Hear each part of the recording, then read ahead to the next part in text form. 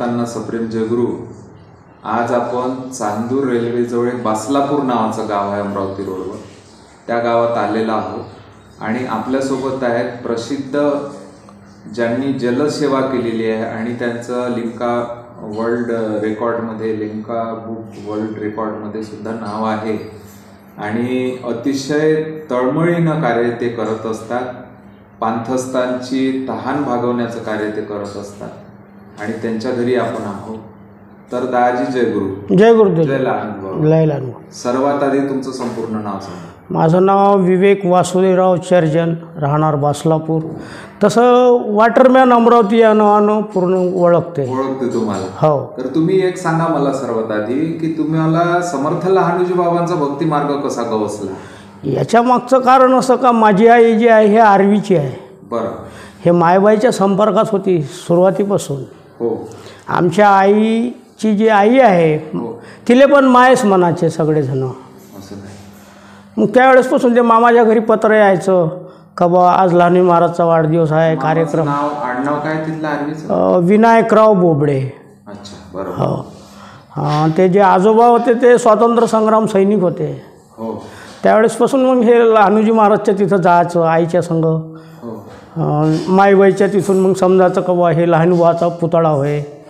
मग बरेच वर्ष आर्वीतच राहिलो. हो. मग तिथून वरखेड टाकरखेड असल्याने तिथं जायचं. मग आता काय झालं, मध्यंतरीच्या काळात सचिन देव महाराजामार्फत काम सुरू झालं तर मग काही वांदाच नाही राहिला. मग ज्या गोष्टी भेटायच्या आहेत त्या गोष्टी सचिन महाराज लहानूजी महाराजपासून करून देते. आता आपण काही पाण्याचं तर काम करतोच आहे, पण आयुर्वेदिक औषधचं पण काम करतो. तुम्ही करता का? हो.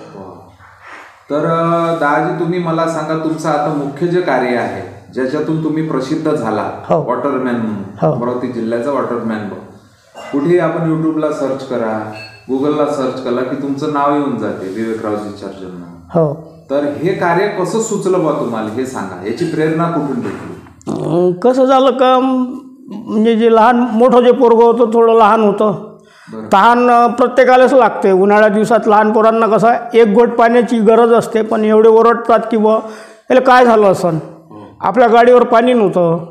मग आपण असा विचार केला का बा आपण आपलं पोरगं एवढं लढून राहिलं बा, आपल्याजवळ जर पाणी असतं तर आपण त्याला पाजलं असतं, आपण प्यालो असतो. पाणी नव्हतं. मग असा विचार केला का बा आपणच पाणी ठेवावं, लोकायला पाजावून आपल्याला प्यायला भेटन. मग असं करता करता करता करता मग याच्यातून काय झालं का, नाही बा पक्ष्यालाही पाणी ठेवावं. मग पक्ष्यासाठी जलपात्र बांधले आपण. आता गेले 27 वर्षापासून आपण गाडीला पाणी ठेवतो. आज प्रत्येक ठिकाणी एकच टू व्हीलरवर दोन साईडले बॅगा लावतो आणि ग्लास असते. आणि प्रत्येक जणाला माहीत आहे ह्या वॉटरमॅन आहे, पाणी आहेच ह्याच्याजवळ. म्हणजे पाणी देते आपल्याला, आपण पाणी देतो त्यांना. पक्ष्यासाठी पण करतो. आता पक्ष्याचं बंद केलं पाणी आल्याच्यामुळं. आता गाडीला बॅगा आहे, गाडीच्या प्रत्येकाला माहीत आहे वॉटरमॅनना.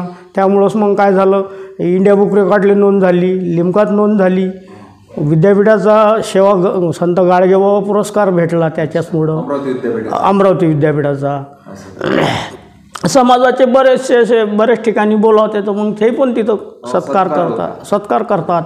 तुम्ही हे पाणी वाटपाचं कार्य हे वॉटरमॅन म्हणून 12 महिने आहे का? हा, आता 12 महिने ठेवलं. पहिले कसं उन्हाळ्यातच? पहिले उन्हाळ्यातच करू. त्याच्या आधी 4थ्या वर्गातून सुट्टी झाल्यावर शाळेले पानपुई लावू आम्ही मांजरखेडलेच्या स्टँडवर. तर मला अमरावतीवाला 25 रुपये महिना दे. तर मग ते रांजण भरायचे, पण ते सिजनेबल राहे. पण एक अपेक्षा होती का त्यावेळेस परिस्थितीतून येते तर रांजणी भेटन, कपडाही भेटन, गिलासं भेटन, आपल्याला बोरे भेटन, हा एक उद्देश होता. पण पाणी वाटायचं प्रामाणिकपणे त्यावेळेसपासून आपण करतो आहे.